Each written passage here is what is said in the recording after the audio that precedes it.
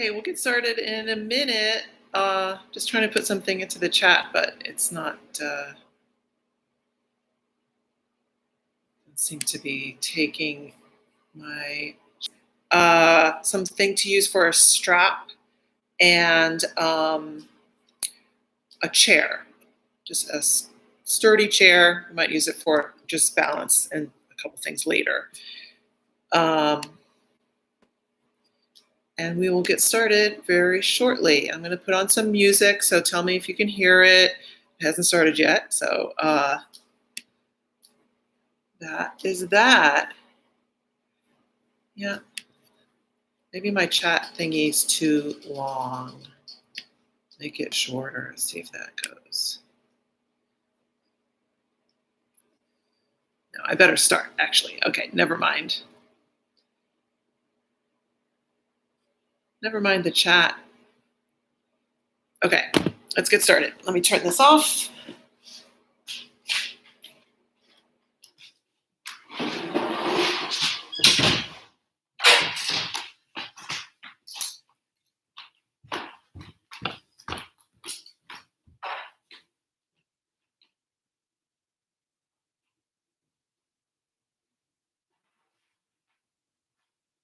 Okay, and come to your mat in any comfortable seated position.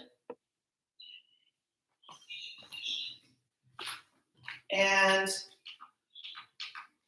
you might have guessed that we are going to work on some forward folds today. So we're just going to start seated with a mudra, and I'll give you a couple things to think about as we move into our practice. We're going to start with a mudra called Pranidhana Mudra. It's a gesture of surrender and letting go. So both hands are going to do the same thing. You're going to curl your middle and ring fingers down to touch the thumb on both hands. Then you're going to bring the hands together. It's going to look like two little deer heads coming towards each other.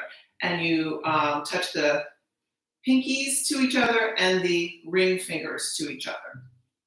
And then rest the hands on the lap. So I'm going to bring this really close so you can see. So first it looks kind of like this. And then you rest the backs of the hands down on your lap. Find a comfortable seat where you can sit up tall, holding the mudra, gently letting the eyes close. You start to take a few deep breaths in and out through the nose. Let's always try to remember that surrender and letting go are not passive activities, right? They are conscious choices that we can make. It doesn't mean you're just going to let anything happen, right? It's about choosing what has power over you.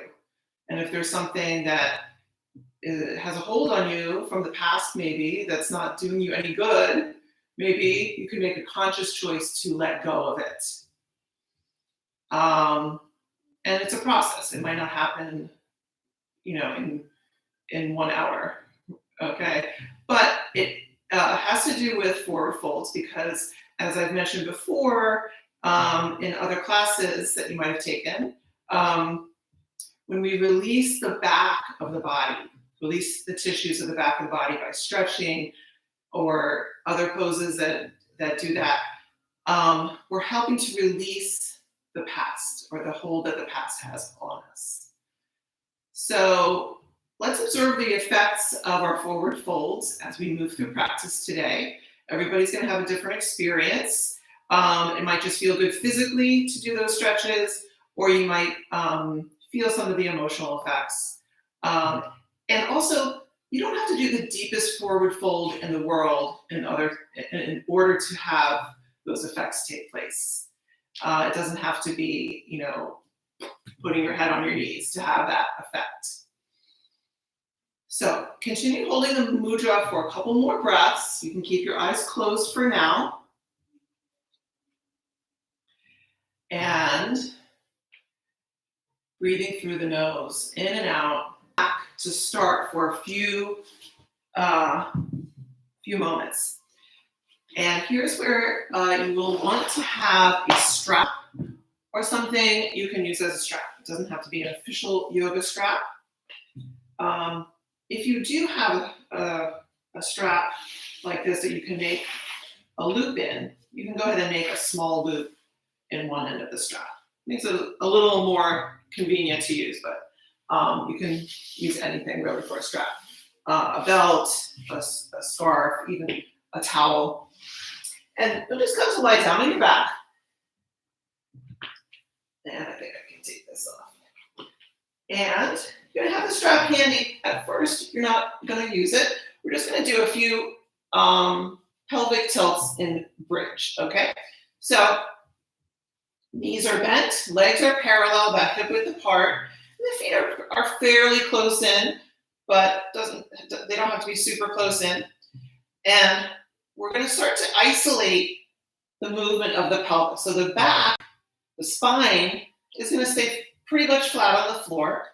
And just for a few times, you're going to inhale, lift the sitting bones up. Okay, so this is the bottom of the pelvis, like tucking it, and then exhale, release, and then try to push the bottom of the pelvis down, lift the top of the pelvis. So it makes you arch in the lower back a little bit, okay? So the pelvis is doing the movement. It might affect the spine, but you're not trying to move the spine. So inhale, tuck, lifting the sitting bones.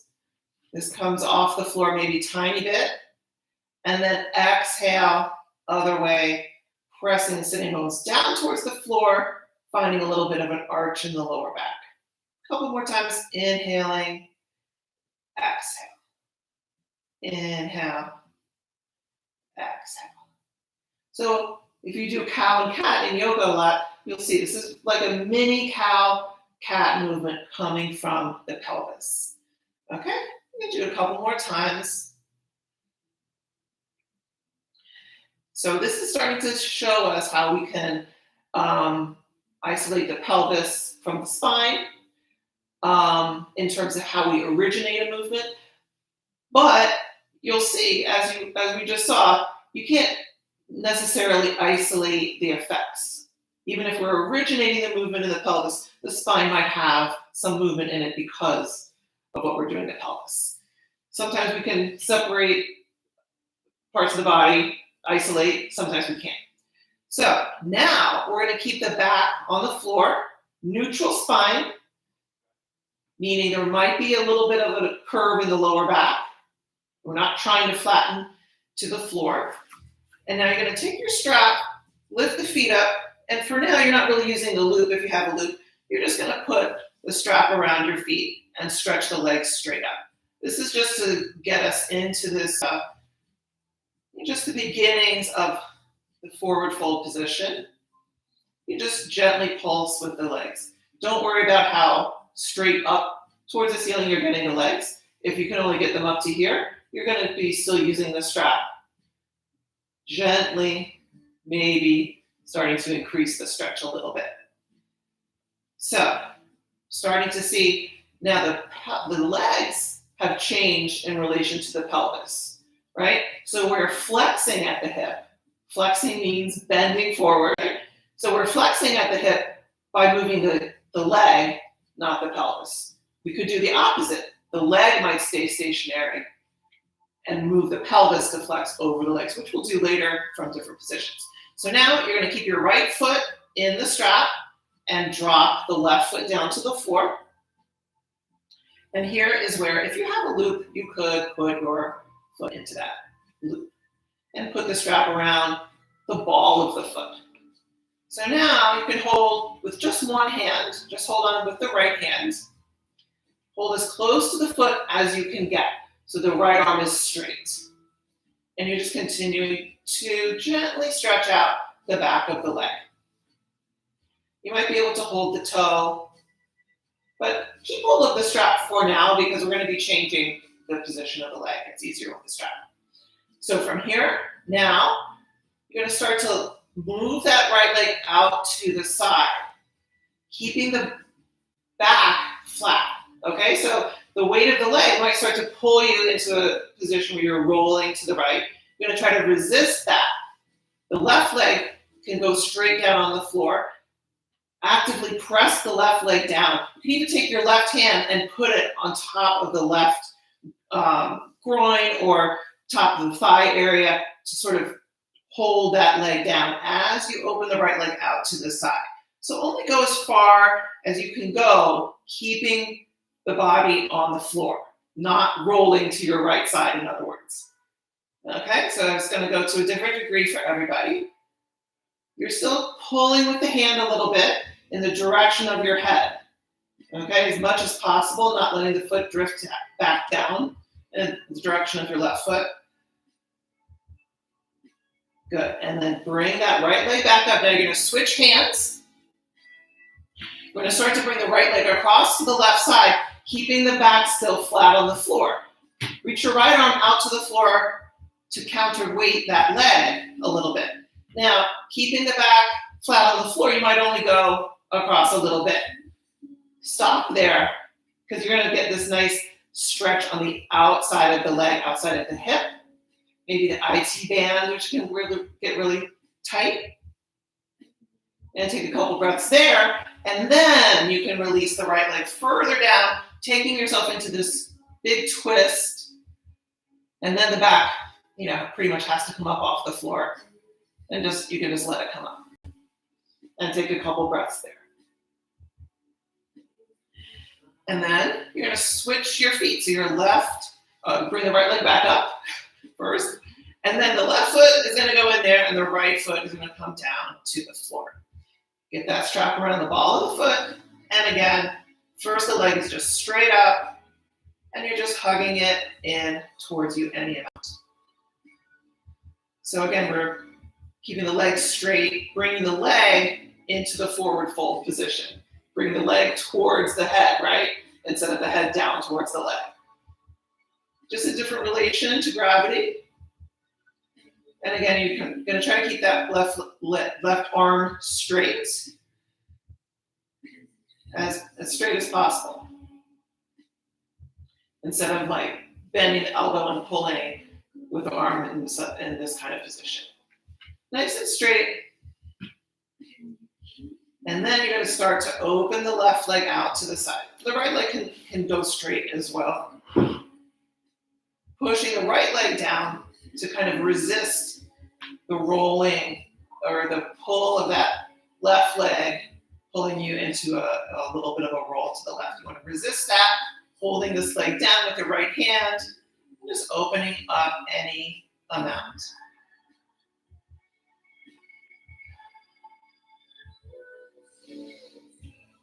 And then bring it back up, switch hands, and we're going to go to the other side again. The back is staying on the floor at first, okay? So you're not going to go into a twist at first. You're just going to use this moment to stretch the outer left hip with the leg just crossing over. After a couple breaths then, if you want, you can go all the way into the twist and the back will come up and you can just enjoy that.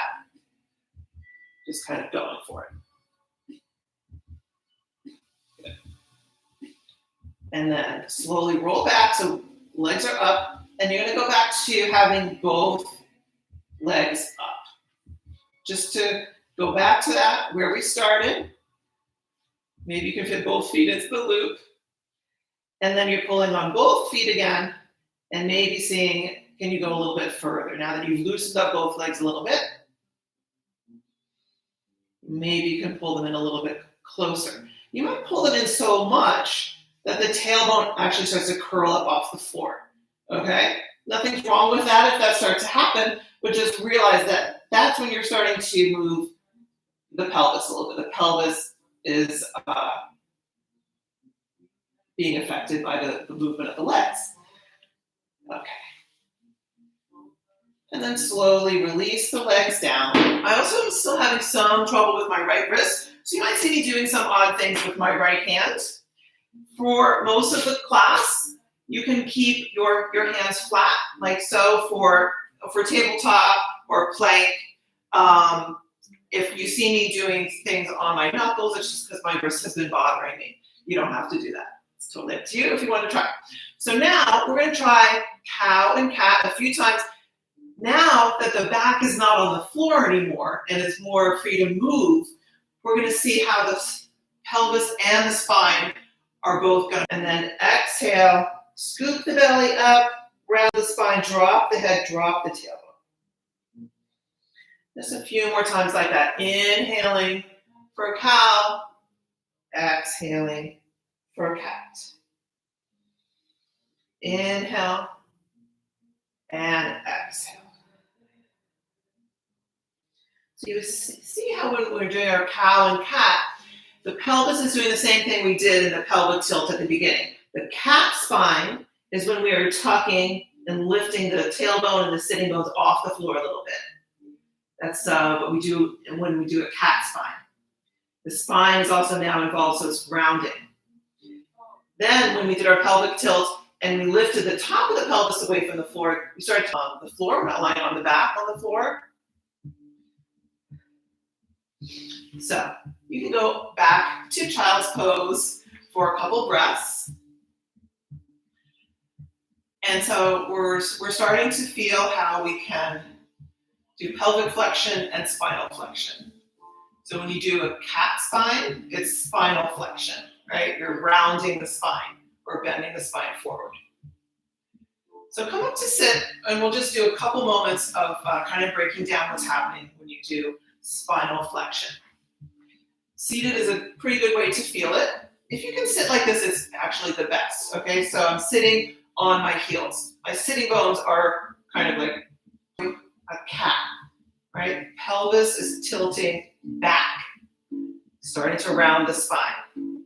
The sitting bones go forward, the top of the pelvis goes back. So if I were to do a forward fold from here, my pelvis is working against me, okay? Because the top of the pelvis is going back. So I have to fight against that in order to go forward. Rounding the spine even more, it brings me into like a crunch position, like you're doing crunches on the floor. So sit up nice and tall and realize that that might have constricted your breath a little bit. Nothing's wrong with doing crunches, but don't just do crunches, all right? We need to do other things to build core strength.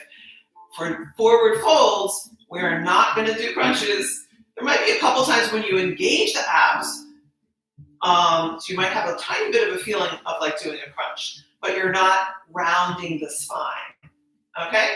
Forward folds, you're going to keep the spine straight and do a pelvic flexion, okay? So you start with a little bit of a cow spine, which means that the top of the pelvis is tilted forward, and that's going to work with you going forward into your forward fold.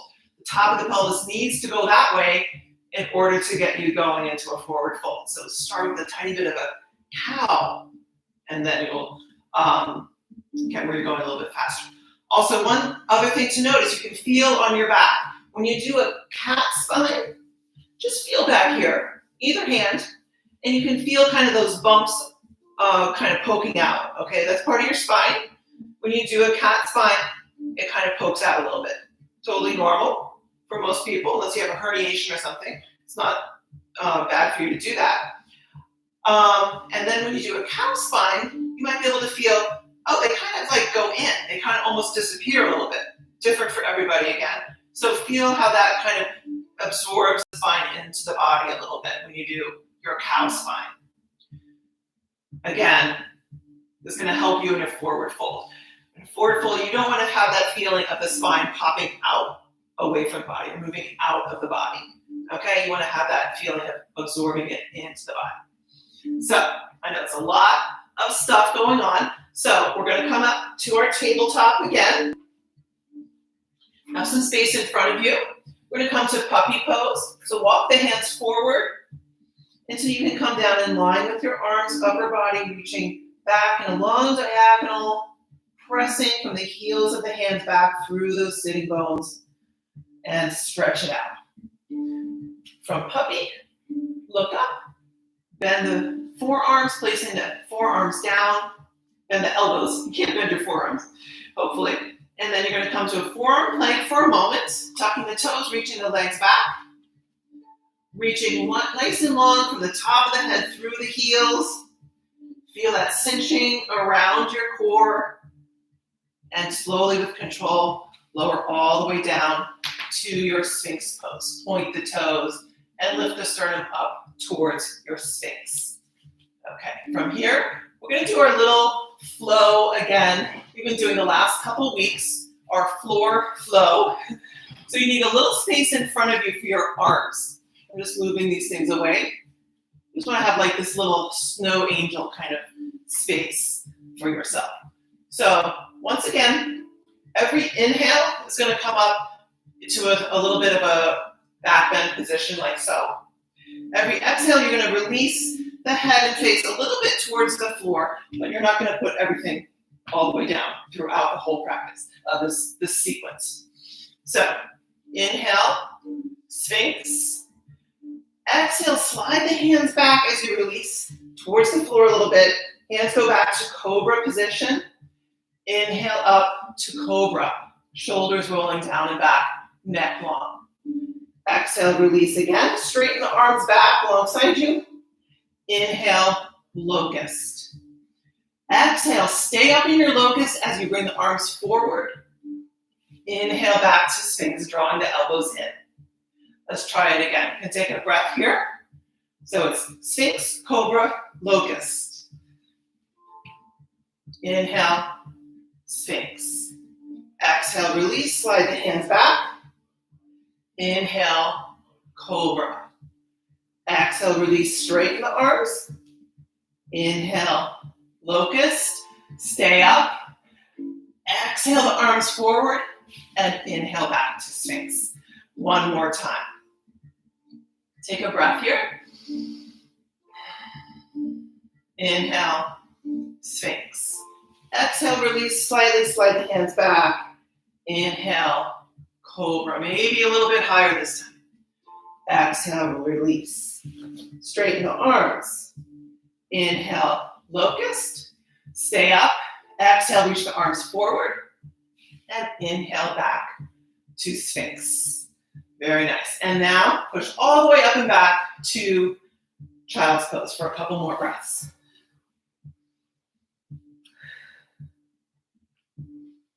And take a couple breaths there. So from here, we're going to walk. We're going to come to a plank and finally to downward facing dog. I'm going to skip to downward facing dog again because of my wrist. So you can do it any way you like. You can come forward into your tabletop here, reach the legs back to plank, and then go up and back to downward facing dog. I'm going to cut to the chase a little bit and just go to down dog right here. Taking a couple moments to notice the position of your spine in your down dog. For some people, if you have tightness in the lower back or hamstrings, ouch, or both, just bent my nail back. Anyway, in down dog, if you have tightness in the lower back, hamstrings, both, anywhere in that area, you might be flexing the spine a little bit in your down dog. Okay, so if you feel like, I'm just going to show you what it might be kind of like. I'm trying to straighten my legs, but my lower back is really tight, so I'm kind of flexing my spine. That's, just be aware of it if you're doing that. If you are, bend the knees a little bit, and that might give you enough play in the hamstrings and the lower back that you can really straighten out the spine a little bit. Come to a neutral spine. Okay, so you don't want to have a big arch in your back in down dog, but you don't want to have a flexed spine either. So from there, a couple more breaths, and then you'll start to pedal up the feet. At the same time you're pedaling, you're going to start to walk the feet forward. Tiny little steps going forward. Try to keep your hands flat on the floor as long as possible. Eventually, you're going to come up, maybe walk the hands back towards the feet, and then fold over. Bend the knees and shake out the head, yes and no. Okay, so again, we're in a forward fold, but with the knees bent, we can really release the spine.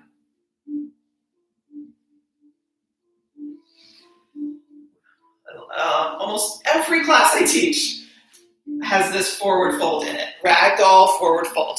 Just going to adjust this a little bit. With the knees bent, you can release the spine a little bit more. It is possible that you might still be kind of up like this, even in a ragdoll, because of tightness. That's when you might want to take your blocks and have them in front of you, so that your hands can rest on something. Otherwise, it might be a little bit much on the back. Okay, again, it might have you might be rounding the back. If there's any danger of a herniation or slip disc or anything like that, this would be a kind of stressful position for your back to be in. So you can put your hands on blocks. If you have kids anywhere around you, you might have one of these handy little kids chairs. These are a really nice height, a little bit higher than a block, and you can use them for balance as well. So I'm just going to show, like, maybe that would be a nice way to have a little support in your ragdoll. I might use that again later. So as usual, you're going to shake out your head, yes and no. And we're going to come up to stand. Place your hands on your legs a little bit above the knee. Lift the body up to neutral spine. Push into your legs to come all the way up to stand. Okay, so we're going to work through a little bit of a sequence. But before we do, we're going to break down Uttanasana a little bit. So Uttanasana is our standing forward fold. We do it as part of our sequence when we do vinyasa, and we do it by itself a lot too. It's one of the basic poses. So standing forward fold. I'm going to show the different options. What we were doing was a version of Uttanasana with the knees bent. You can always do that if you have a lot of tightness, or if you're recovering from a hamstring injury. Like if you went too far, you might have pulled something, and then you want to keep the knees bent while that heals and not stretch too much. Go ahead and have those blocks, even if you don't normally use blocks for a forward fold, or the seat of the little chair, anything like that. If you want to play with straightening the legs now, go ahead and straighten the legs. Just come down and put your hands down. Now, I can see myself in the video. Here, I can see that I'm sitting back.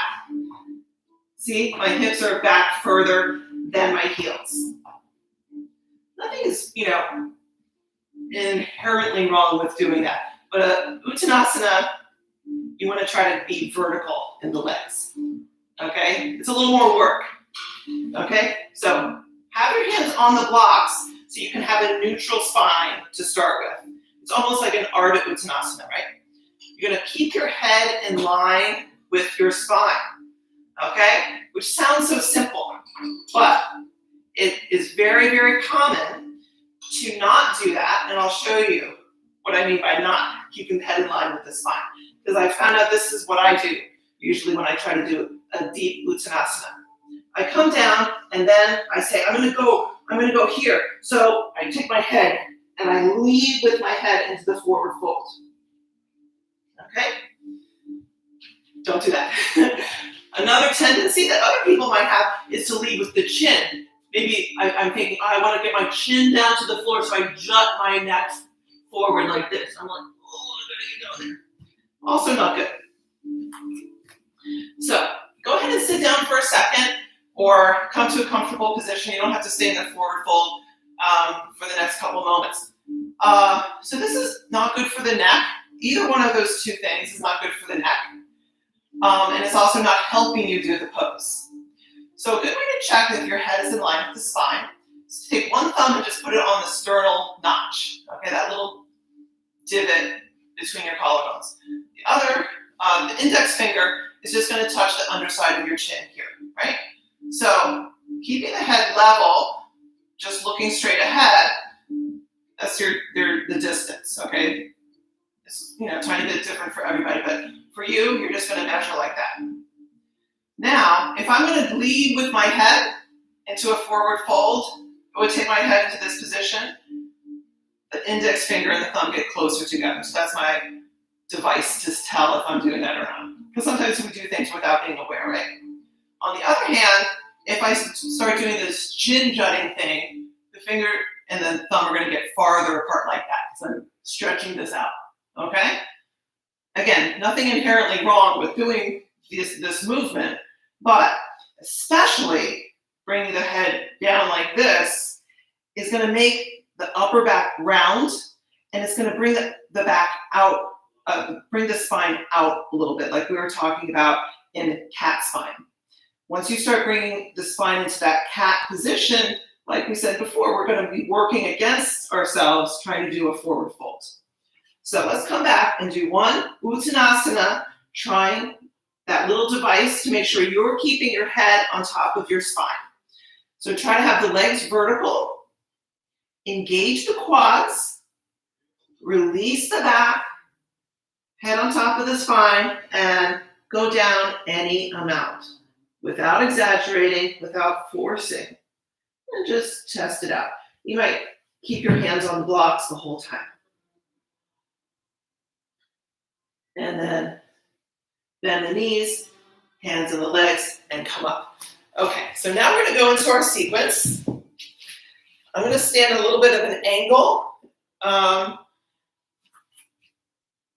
facing off to the side. You can face directly towards the video or however you like. Stand up in Tadasana. Inhale the arms out and all the way up. Exhale, fold forward. Uttanasana. Inhale halfway up, Ardha Uttanasana. Use that as a chance to lengthen the spine forward, and exhale, fold again. Inhale, step the right foot back, long lunge. Exhale, release the right knee to the floor, point the toes. Inhale up, crescent lunge. Exhale the hands down. Move the hips straight back to come to Ardha Hanuman. Half split. So we're not going to sit all the way back. Just go back as far as you need to get the front leg straight. Inhale, lifting up a little bit, reaching the spine forward, and then exhale, fold any amount over that front leg. Inhale, come up, bring both hands to the inside of your front leg. You're going to swing that front leg out to the side about 30 degrees, okay? So it's not too far. So if this is 12 o'clock, I guess that's 1 o'clock, right? Maybe 1:30, okay? So that would be 45 though, wouldn't it? Okay, maybe 1 o'clock, like I said. So from here, we're gonna do another fold forward. The upper body's going straight forward, but the leg is out to the side. So inhale to lengthen, lifting up a little bit, and then exhale, start to fold forward. So you get a little bit of a different area to stretch back here. Good. Inhale, come back up and flex this foot. And any amount you can, you're just going to try to roll it open. Okay? I'm going to see if I can get the outer edge of that foot down to the floor so that whole leg is turning out. And then maybe folding a little bit again. Maybe a tiny bit. Just trying to bend the elbows a little bit. And inhale back up. Bring that foot so it's up again, going forward, straight forward. It's still at that 30-degree angle out to the side. Bend the knee and come forward. Walk the hands a little bit forward. You can have your hands on blocks here as well if you need. Back knee is still down. So this is like a wide lizard. Okay, we do lizard usually with this foot a little closer in. So we're going to have it nice and wide this time. You can either just bend your elbows trying to lower down here. Maybe your forearms can go down on the floor, or you can put them on blocks, something like this. So we're gonna have our wide lizard. We're just gonna take this opportunity of the wide position, just kind of sway the hips side to side. And just feel what that feels like. And this is kind of just gonna get a little bit more into that hip socket. Just loosening up a little bit there. So opening the hips is something that we really need to do for forward folds, but sometimes it's a little bit overlooked because it doesn't seem like an obvious thing to do. So we're gonna feel that happening here a little bit. It's gonna help. Good. And then come back. We're gonna bring that foot back into its original position. So it's going straight ahead now. Bring it back into the 12 o'clock. From here, just for a moment, you can have your hands on blocks or the floor. We're just gonna sink forward a little bit, okay? Definitely have your hands down to support the weight of your body. Normally, we don't want the front knee to go in front of this front ankle. We always say keep this shin vertical to protect the knee. If you have your hands though in front, taking some of the weight, you might be able to let that knee go a little bit forward. If you have any knee issues, then you don't want to do that. But if your knee is okay, you can probably go a little bit forward. As you can see, I'm just going a little bit forward. That helps me feel this nice hip flexor stretch a little bit more. And just take a couple breaths there. Good. Now you're going to walk the hands back, come up onto this knee again, and come back to your first position for your Ardha Hanuman. So this hip is above the knee or maybe slightly back, whatever you need to have that leg straight, your left leg. And have your blocks either side of you so you can bring your upper body upright. You might be able to, you can't do this with your hands on your hips, especially because of what I'm going to ask you to do next. If you can do it without having your hands on something, tell me and I'll give you a gold star later. Flex the front foot, keep the upper body up. Now you're going to engage the quad and a little bit of the lower abs, almost like you're doing a crunch, but without tucking the pelvis. You're going to lift this leg up off the floor. Try to bring it up parallel to the floor. Good. And then lower back down. Come forward. You can have your hands down or keep them up on this knee. Tuck the back toes. Come up to your warrior one for a moment. Inhale. Exhale, hands to the hips. Swivel onto the ball of the back foot. High lunge, step the back foot forward to come back to Tadasana at the front of your mat. Inhale, out and up. Reaching tall. Exhale, fold forward. I did it again. I led with my head. I said, I'm just going to get so much further if I can tuck my head in. And I shouldn't do that. Okay. I forgot. Did we do Ardha Hanuman? Inhale. Ardha Uttanasana rather. Exhale. Fold. Inhale. Step your left leg all the way back. Long lunge position. And drop the knee to the floor. Inhale up. Crescent lunge. Exhale, hands down. Start to walk the hands back to your Ardha Hanuman. Stretching out that front leg. I'm going to use the blocks right now. Inhale, reaching the spine forward a little bit. That might make you lift up a little bit. And then exhale, fold again. You can maybe feel that same feeling of maybe scooping the lower belly a little bit to feel like you're doing the crunch to get the upper body closer to the leg. Come back up. Bring your hands to the inside of your front foot and get that leg out to the side, maybe 30 degrees or so. Another fold forward. So inhale, lift up, and exhale, fold. Your upper body going straight forward with the leg out to the side. Now, you're gonna flex the front foot and see if you can roll the whole foot out. Maybe bringing the outer edge of the foot down to the floor. So the whole leg is externally rotating. And then maybe you might stay right where you are. Might be kind of intense right where you are. Or maybe you can fold a little bit more. And then come back up. Bend the front knee and bring the foot into the 12 o'clock position again, its original position. No, don't. I messed up. You're gonna leave it out to the side to do our wide lizard. I knew something was missing.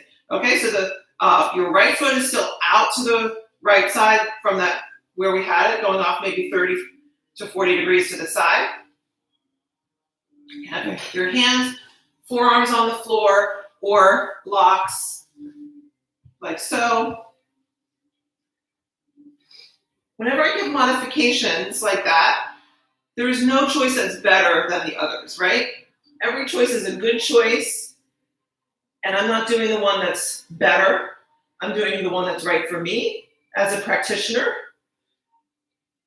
but that doesn't mean it's going to be right for you. You have to figure it out and do what makes sense without forcing anything or overdoing.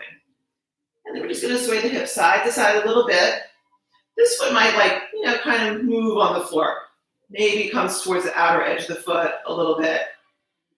You're thinking more of the movement coming from the hips going side to side than anything else. Good. Now we're going to come into our original position with the foot straight ahead. And then if you want to let this knee travel a little bit further forward, just make sure you have your hands down to support your weight. And just breathe a couple times. Now the front of the back leg, getting a little bit more of a stretch there. Just letting that open up. Now we're going to walk the hands straight back, coming back towards our Ardha Hanuman. Have the blocks either side of you so you can get the upper body upright. If you don't have blocks that are so high, you can still do this kind of tilted forward a little bit like so. That would be fine. But if you can get your torso upright, it's going to tie in better to what we're going to do next. So you're going to flex that front foot. And now feel like you're crunching a little bit here to lift that leg up. Good. Front foot back down. Come forward, tuck the back toes, and come up to your warrior one on this side. Arms up. Exhale, hands to the hips. Swivel onto the ball of the back foot. And this time we're actually going to step back to downward facing dog. So just to cut to the chase, put the hands down in front and step the front foot back to your downward facing dog.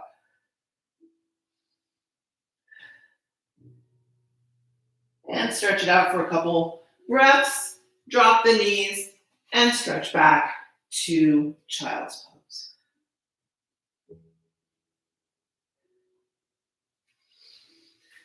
So I'm going to walk the hands back, come up to kneel, and then we're going to hold, we're going to grab our strap again and come up to stand. We're just going to finish with a couple standing poses.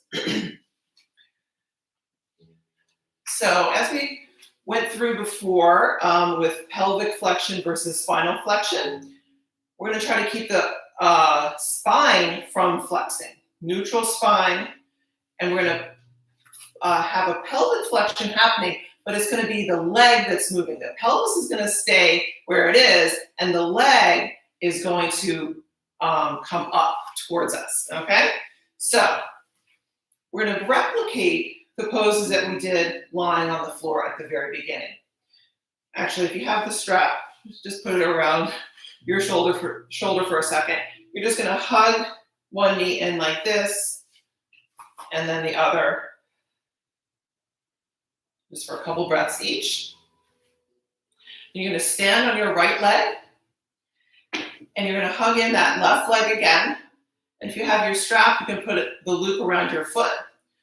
Or if you're just using a strap like this, you can put it around like so. I'm gonna show with the strap. It's possible to also do this. It's actually a couple poses in a row. You can actually do them holding onto the big toe if you have the range of motion. I'm going to show holding onto the strap first so you can see how that is going to work. So you're going to stand on your right leg in THUNDERSNOW. Okay, so really engaging, compacting this outer hip in, and hug the knee in, and then you're going to grab onto the strap as close to the foot as you can get it. Okay? And then reach the top leg straight forward. And then hold. Maybe the right arm can go out to the side. Now we're going to try to open it up to the side. Again, don't go 90 degrees to the side.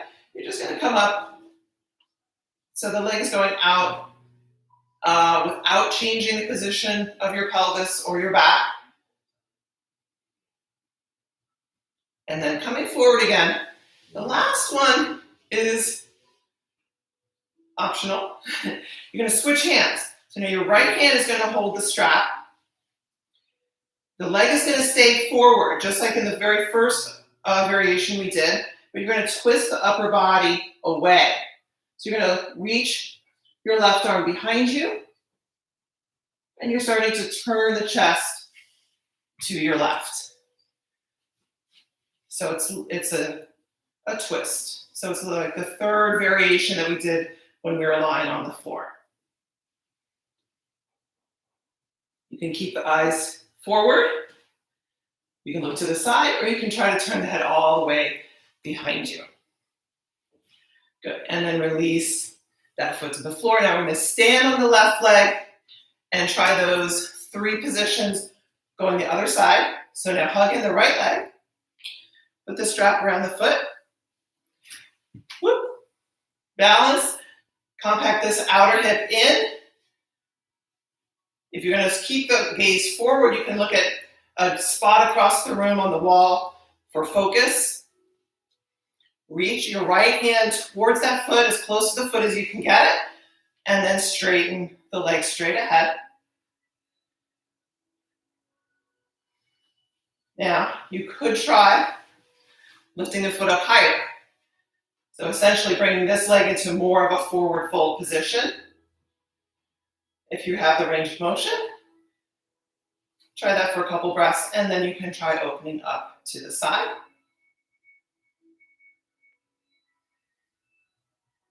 Bring it forward again. Switch hands. Your left hand is holding. Leg is going to stay straight forward. As you turn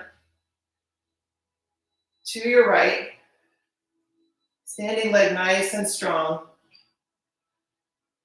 and maybe changing the gaze to go all the way back towards that back hand. Good. And then slowly release and come back down onto the floor. Let's see how we're doing on time. Pretty good. Okay. So we're going to finish with one more classic forward fold. I'm going to suggest sitting up on a little bit of something. Okay, I have a folded yoga mat. You might have a folded blanket. You could do it on a block. Block is probably going to be too high though, so just a little bit of something like that. You don't have to use anything, but for most people it helps. I'm going to do it sideways actually. And the reason it helps is we're going to be folding forward, right? It's going to help set up that anterior tilt of the pelvis, which is what we need to go into our forward fold. So, I think I need to adjust this a tiny bit. Right. So, Paschimottanasana is the pose of the stretch of the west side of the body. So the west side of your body is your back. So as we said before, we're going to try to release the tissues of the back body. You can sit up on your folded blanket or whatever you have, and maybe you need to in order to sit up straight to begin with. And that might be where you are in terms of a forward fold. Just getting to like a 90-degree position might be a lot.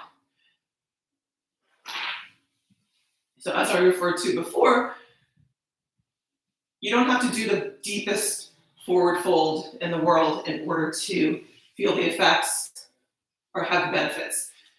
Besides this kind of abstract idea of letting go of the past, there might be some more immediate effects that we can get from forward fold, such as just simply a calming, soothing feeling. Because you're kind of folding yourself into yourself. So it can be a soothing feeling just doing that, right? So that's not to say it's going to be that way for everyone. So you just observe how each pose affects you, okay? Everyone has a little bit of a different reaction. So, as I was saying, you could just sit up and get this 90-degree position, then just have a strap and ever so gently start to pull yourself forward. If you already are able to sit up well on the floor, you might just take this prop underneath you, whether it's a blanket or what have you, and use it more to tilt the pelvis by pushing yourself forward a tiny bit until the sitting bones are actually slightly off the prop that way, and the buttock flesh is a little bit up. So that is going to start to tilt the pelvis. So that might be where you start. You can have your strap handy. What you could do is take the strap and just put it on the floor so it's coming up along the sides of your legs. That way you can use it if you prefer or not. So first we're just going to be sitting up nice and tall. You can press down into the floor either side of your hips. I'm doing it with my arms a little bit out to the side today because, again, my wrist, but you can press right next to the hips. Just to make sure you're lifting up nice and tall. Inhale the arms up. And then as you go forward, think again of that engaging or scooping feeling in the lower abs that's starting to pull you forward. Anytime you contract the muscles on one side of the body, the other side is going to release a little bit more. So that's another effect that maybe engaging the lower abs and the quads might have to release the back and release the hamstrings. And then you start to go forward, checking again, are you keeping the head in line with the spine? And just go forward any amount. If you can hold the feet, hold on to the big toes, bring the elbows out to the side, and continue pulling yourself down as much as possible, keeping the spine absorbed into the back. Okay, if you start to feel like, oh, I'm rounding and those little bumps are starting to pop out on my back, just back off a little, no pun intended. Just come back up a little bit until you can feel, oh, it's absorbed again. Okay, you can even reach back and check.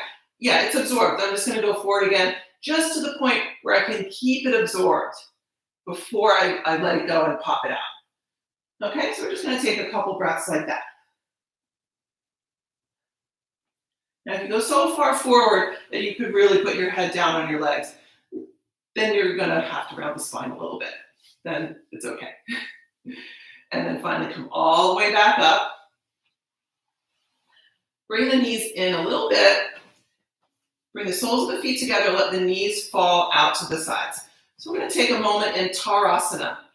Okay, so notice my feet are not super close in, the way we would have for Baddha Konasana. They're about halfway up. Okay, so it's a much softer, similar but softer shape, more like a diamond shape in the legs.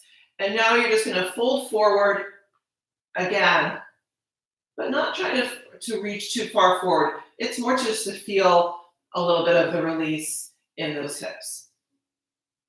So you can have the hands around the ankles or around the outer edges of the feet. And just release forward a little bit. Finally coming all the way back up, and now lie down on your back. Have your blocks handy. Since we did a lot of forward folding and very little back bending, except for maybe our cow a little bit, we're going to do a couple bridges to release the front of the body. So when you come down at first, you can hug the knees in a couple moments. And then release the feet to the floor. This time you can walk the feet in a little bit closer. Just making sure, I think you can still see me. Yeah, we're just doing our basic bridge. Taking a few breaths, lifting up. You might feel from that feeling of crunching up with the quads, lifting the legs up. This might feel really, really great to release right here. And then release back down. And then we'll take a few breaths in supported bridge. So let me get my larger block. So you're going to take your block. You can also do it with a thick folded blanket if you don't have blocks. You're going to come down in your bridge and lift up just enough that you can get that prop in underneath you, under the sacrum. And then come to rest down. So you're in a supported bridge. And then it's up to you if you just want to stay here with the knees bent, or you could try straightening the legs. So try with one leg first, just pushing the leg away, keeping the foot flexed. So you're not just flopping the leg out there, you're reaching it away, using some engagement of the muscles. And then try the other leg as well. And then you can stay as long as that feels okay on your lower back. And take a few breaths there.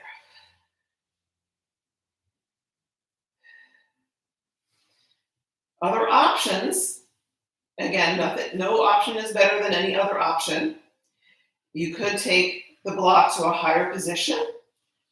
If you have two blocks, you could even stack two blocks on top of each other. And then you get a little bit more of the opening in the front of the body, but it's so nice you don't have to work at all to do that. And then just close the eyes.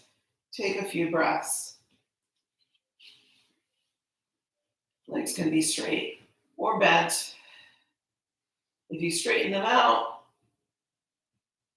there's no obligation to stay in that position the whole time. You can always rebend the knees if it starts to stress out the back in any way.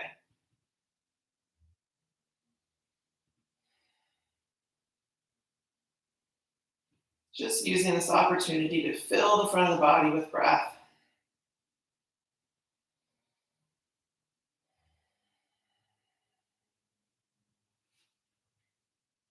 Whenever you are ready, bring the feet back in if you straighten the legs. Take a couple more breaths with the knees bent.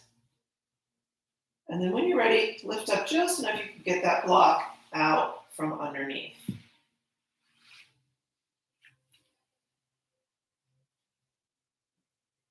And pick up the knees again.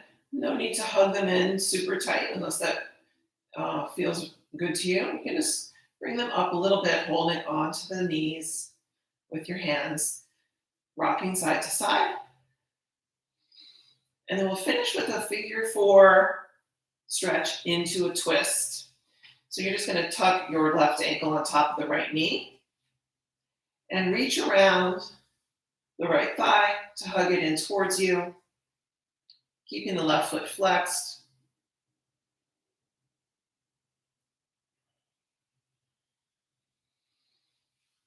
And then release the legs back to the floor, and you're going to let the legs go over to your right side. Okay, so when you do this, the left knee will be pointing up. You can just encourage it to stay up with your hands.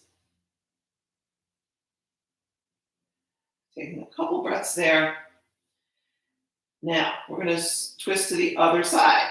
So, you're going to keep the legs in the same relationship to each other as you just bring the legs over to the other side. And then when they come down towards the floor on this side, the left ankle or the outer foot is tucked on top of the right knee. So this is, I call this the blanket stitch twist, the tongue twister, as well as a body twister. And then you're just letting the left foot be heavy so it kind of pulls that right knee down towards the floor, or weights it down towards the floor a little bit more. And then slowly come back up, uncross the legs, and then cross your right ankle on top of your left for your figure four stretch to start with, reaching around the left thigh, or you can, if you can reach all the way to the front of the knee or the shin, you can hold there as well, whichever works for you. Just opening up the hip for a moment, and then we'll do our twist. Starting to the left side, so you're going to go over to the left. The right knee is pointing up.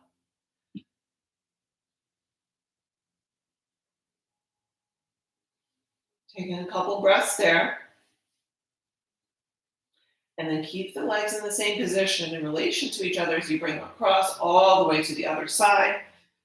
Going towards the right now, and the right ankle is on top of the left outer knee. Just weighing down that left leg a little bit.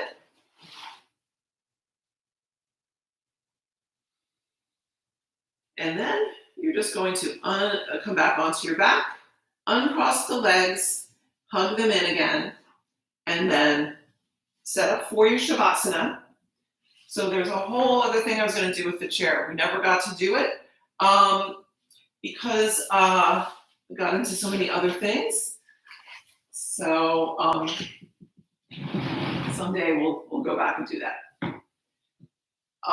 You can use the chair now, though, for your chair Shavasana if you like. So I'm going to show how to set up for chair Shavasana very quickly, and I think it would feel really nice. It'll help release the lower back a lot. You can always do flat on your back Shavasana if you like. So you're going to have your chair in front of you. It's just nicer with a little blanket if there's no cushion on your chair. You're going to come right up close to it. And then when you lie back, you're just going to lift the lower legs up onto the seat of the chair. And then you just let the legs relax. You can separate them apart from each other. And if you have a chair like this, the feet go through the back. I like it because I can kind of rest the outer feet on the sides of the chair. So my feet actually don't roll open that much, which to me feels more restful for my legs. So try that out. You can always do, as I said, regular Shavasana with the legs flat on the floor, or any other comfortable resting position. Let the arms come down to your sides, turning the palms up. And take some long, slow breaths in through the nose and out through the mouth.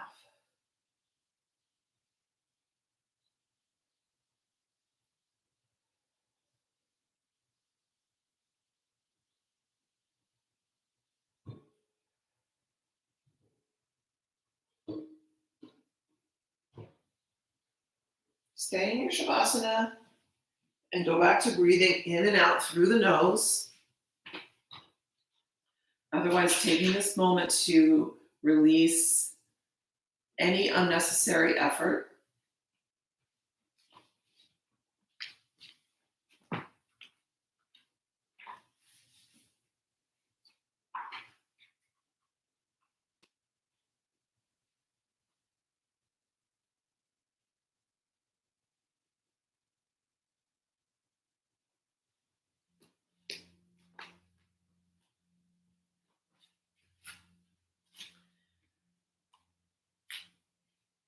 letting the eyeballs drop back into the eye sockets, releasing any tension from the face, even releasing the idea of having any kind of facial expression. Sometimes we feel like we have to hold on to that kind of outward expression as if somebody could see us right now. Trust me, no one's looking at you in Shavasana right now. Just for those few moments, let go of the idea of having to present a face to the outer world.